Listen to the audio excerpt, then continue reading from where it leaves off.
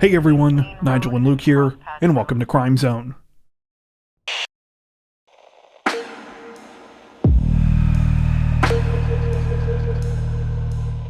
Authorities in Worcester, Massachusetts say that a Good Samaritan had his kindness taken advantage of this week after he tried to come to the aid of a woman he believed was in trouble, only to realize he'd been lured into a trap.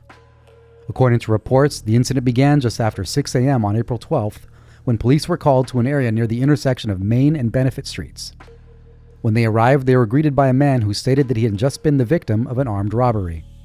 The man explained that he had been driving down Main Street that morning when he heard a woman who was crying out for help. He stopped his car and approached her to see what was wrong, but when he did, the woman pulled out a knife. She demanded money, which the victim handed over, before she ran off. Unfortunately for the alleged robber, it didn't take police long to find her. She was later identified as 32-year-old Angelique Berry and was reportedly caught because of her, quote, distinctive bright red hair. Authorities say that Berry resisted arrest, but was eventually taken into custody and is now facing a charge of armed robbery.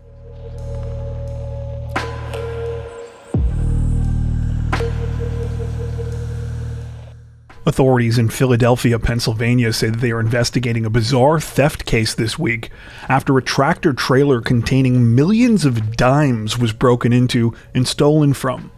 According to reports, the incident began on the morning of April 13th when the truck's driver called police to report that his vehicle had been broken into. The day before, he had picked up approximately $750,000 worth of dimes from the Philadelphia Mint, which were supposed to be taken to Florida. However, ahead of the long journey, the driver had left the semi-truck and trailer in the parking lot of the Walmart Supercenter on Byberry Road while he went back home to get some sleep for the night. The only thing allegedly protecting the haul was a single padlock. When the man returned at approximately 6 a.m. the following morning, the back door to his truck's trailer was wide open, and there were dimes scattered everywhere across the parking lot. A trail of them could reportedly be followed out as far as nearby Woodhaven Road. While it's unclear exactly how many dimes were taken by the culprit or culprits, the most consistent estimate we've seen so far is at least $1 million. That's not only an impressive monetary haul, $100,000 for those of you paying attention at home, but quite literally a haul in terms of weight as well. According to the U.S. Mint, a single dime weighs 2.268 grams. Multiply that by 1 million and convert it from kilograms, and it seems that whoever was responsible for this was lugging around 5,000 pounds. Anyway, at the time of this recording, police say that they are actively investigating the incident, but don't have any leads yet as to possible suspects. The situation is still developing.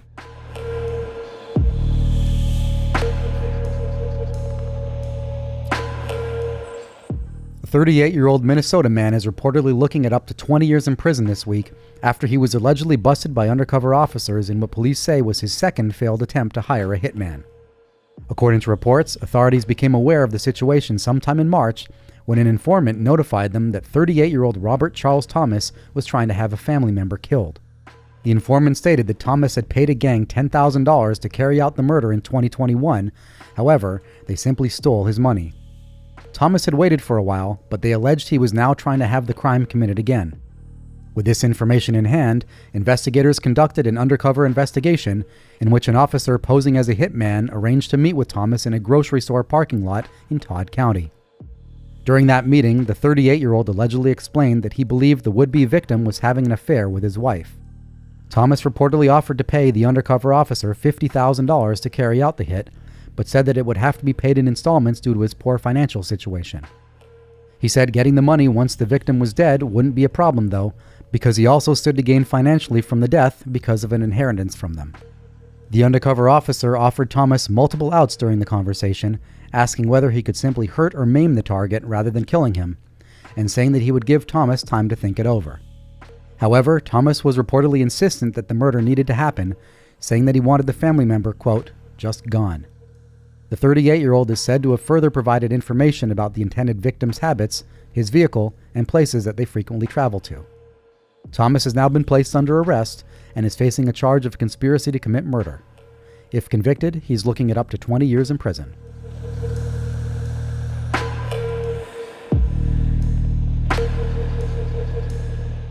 If you're a regular viewer of our Crimes of the Week series, then you might remember that near the beginning of last month, we brought you the tragic story of Kayla Sadowski. Kayla was a 23-year-old mother of one from Monroe City who disappeared sometime near the middle of February. Around Valentine's Day, family members and friends reported Kayla missing after she stopped attending church and was no longer updating her social media.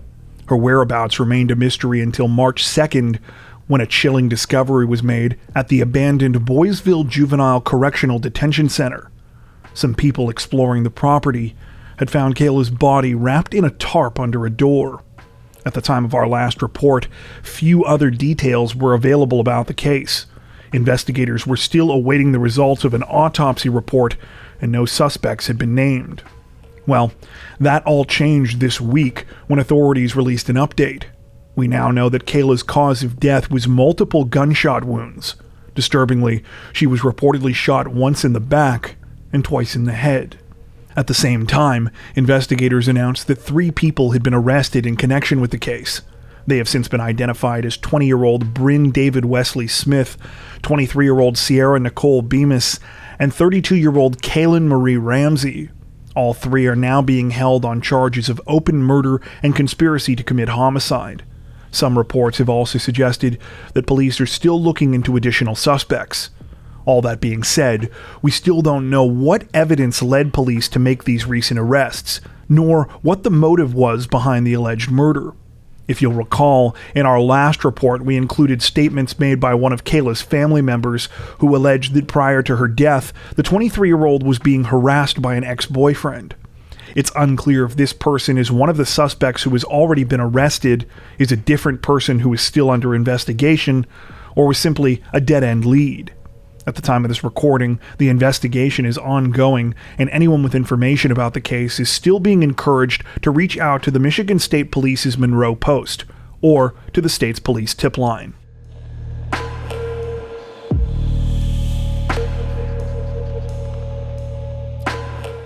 Representatives from Pennsylvania's Brookhaven Police Department are thanking a local pizza delivery man this week after he lent them a hand, or should we say a foot, during the middle of a chase. According to reports, the incident took place at around 3 p.m. on April 16th when Tyler Morrell, a driver for Coco's Pizza Aston, was out on a delivery to a home in Brookhaven. He was walking up to the door of the residence when he noticed something strange.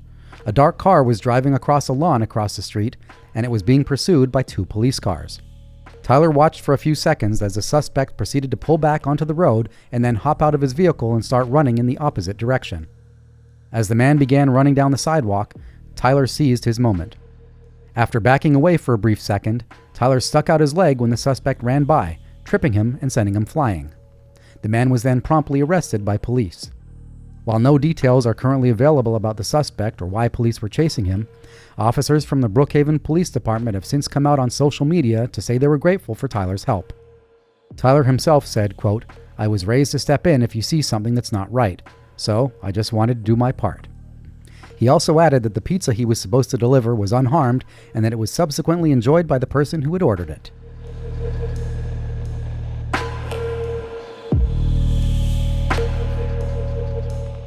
Representatives from the FBI say that a 21-year-old Tennessee Air National Guardsman is looking at a decade in prison this week after he recently applied to be a hitman on a parody website, then allegedly agreed to carry out a murder after meeting with a federal agent. The whole thing reportedly started back in February when 21-year-old Josiah Ernesto Garcia came across rentahitman.com. If you're a regular viewer, you'll know that we've discussed this website in the past. But for everyone else, Rent a Hitman was originally created by a group of friends back in 2005 who were trying to create a startup cybersecurity company. When the business didn't pan out, the website's administrator changed it into an elaborate parody page, complete with false testimonials from people who claimed to be using hitman services, as well as phony intake forms where prospective hitmen could apply for work. Though it was created as a joke, as the administrator soon found out, there were more than a few people who took it seriously, including Garcia. According to reports, after finding the website, Garcia filled out one of these fake applications boasting of his military skills. He said that he had been in the Air National Guard since July of 2021 and that he had been issued an award for his marksmanship. He allegedly continued to follow up after sending the application, saying in another message, quote, "What can I say? I enjoy doing what I do, so if I can find a job that is similar to it, such as this one, put me in, coach." The website's administrator passed Garcia's information along to the FBI, who arranged to meet with him. During that meeting, the 21-year-old reportedly agreed to murder a person for $5,000. He was given a packet filled with photos and information about the fictional victim and allegedly agreed to carry out the crime for a $2,500 down payment. He also asked if he needed to take pictures of the body for proof that the job was complete. He was arrested shortly after. Garcia is now facing a charge of use of interstate facilities in the commission of murder for hire, and is reportedly looking at up to 10 years if convicted.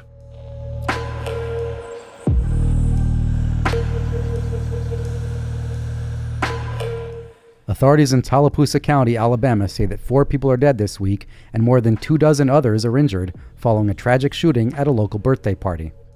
The incident reportedly took place on the night of April 15th in the small city of Dadeville.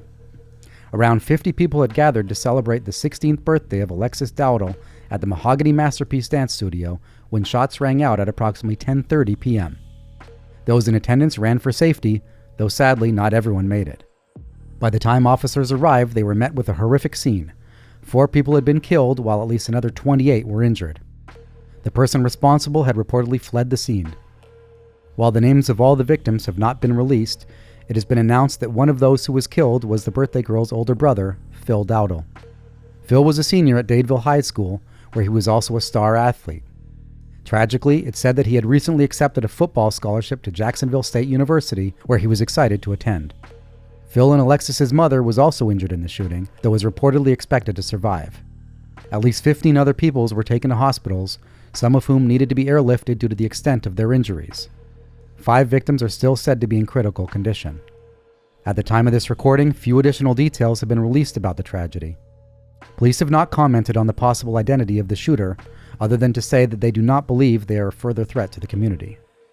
A motive also remains unclear, with reports seeming to contradict each other about whether there was any kind of conflict at the party prior to the shooting.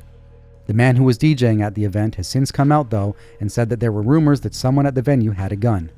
An announcement was apparently made asking the person to leave about an hour before, however, nobody did. Currently, police are asking for anyone who might have information about the incident to come forward.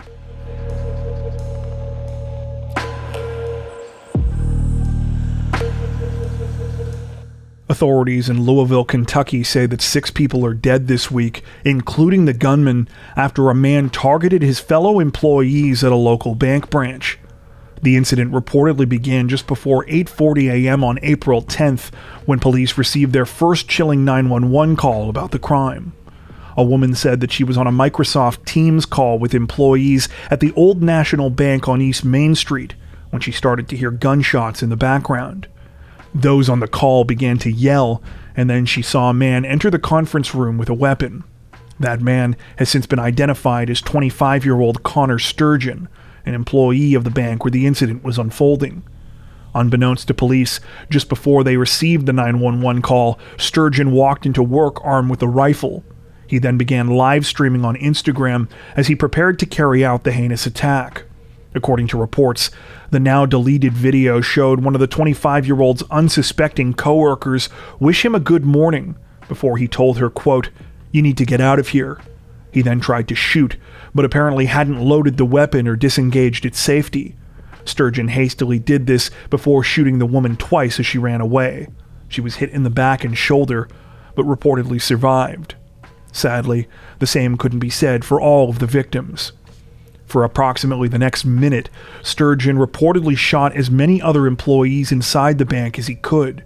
He then appeared to wait for over a minute and a half until police arrived before firing again. Several officers were injured, including 26-year-old rookie cop Nicholas Wilt. Wilt was shot in the head by Sturgeon as he attempted to follow the gunfire and help those in need. He had only graduated from the police academy 10 days earlier. Other officers returned fire after Wilt was hit, killing Sturgeon. When it was all over, 4 people were pronounced dead, while at least 9 others were taken to the hospital. Sadly, 1 other person succumbed to their injuries hours after arriving there. The deceased victims have since been identified as 63-year-old Thomas Elliott, 57-year-old Deanna Eckert, 45-year-old Juliana Farmer, 40-year-old Joshua Barrick, and 64-year-old James Tutt. At the time of this recording, Nicholas Wilt is still in critical condition. While no motive has been officially declared behind Monday's awful tragedy, multiple reports have stated that Sturgeon was about to be fired from his job at Old National Bank, where he had reportedly worked for 2 years and spent several summers interning. His family has since come out and stated that they knew he was struggling with mental health issues, but that they had actively been addressing the situation and did not present any warning signs that he was capable of this level of violence. That being said, Sturgeon's mother called 911 herself on the morning of the attack to report that she worried her son might be involved in the situation at the bank as details started to get to her. Sadly, by that time, it was too late. The shooting had already started 3 minutes earlier. At the time of this recording, the incident is still under investigation. The situation is still developing. Before we wrap up, we'd like to take a second to give a huge shout out to everyone who has made it this far into the video. Seriously, thank you so much for watching. If you found today's upload interesting and informative, we'd be honored if you'd consider liking and subscribing, as well as hitting the notification bell and selecting all notifications to stay up to date with our latest releases. If you're looking for additional ways to help support the channel, we'd love to have you join us over on Patreon.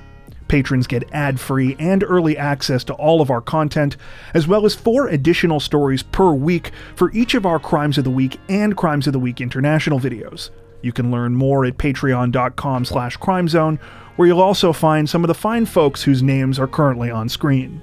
All that being said, we understand that not everyone has the means to support financially, and that's totally okay. We appreciate every like, sub, share, and comment that you send our way. Once again, thanks so much everyone, and take care.